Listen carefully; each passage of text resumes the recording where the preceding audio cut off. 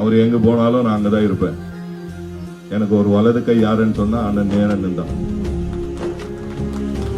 நான் ஏற்கனவே சட்டமன்றத்தில் இருக்கும்போது, தளி சட்டமன்ற உறுப்பினராக இருக்கும்போது, நான் முதல்ல சட்டமன்றத்துக்கு போகும்போது கூட எனக்கு பேச கொஞ்சம் பயம்.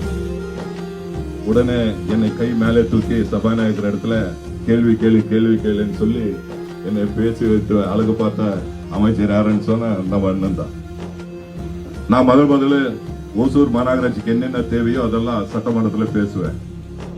நான் சட்டமன்றத்தில் பேசி முடிஞ்ச உடனே என்னை கூப்பிட்டு, என்ன பிரகாஷ் அது கேட்டியே, பஸ் ஸ்டாண்ட் கேட்டியே, அதுக்கு இடம் இருக்கா அப்படின்னு கேட்பாரு. ஆனா இடம் இருக்கு, ஆனா வேற இதுல இருக்கு, மாத்தி தரணும்னு. நான் உடனே கலெக்டர் சொல்லிடுறேன், மாத்திடலாம். எவ்வளவு பணம் வேணும்னு, எவ்வளவு பணம் தெரியல, நான் எஸ்டிமேஷன் போடணும்னு 50 கோடி கொடுத்து இன்னைக்கு பஸ் ஸ்டாண்ட் கட்டின்னு இருக்கும்.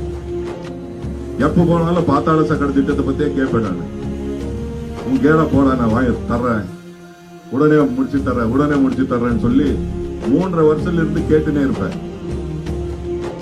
ஆனா இன்னைக்குதான் அதுக்கு விடிவுதால வந்து இன்னைக்கு ஓசூர்ல பாத்தாள சக்கர திட்டம் வந்திருக்கு.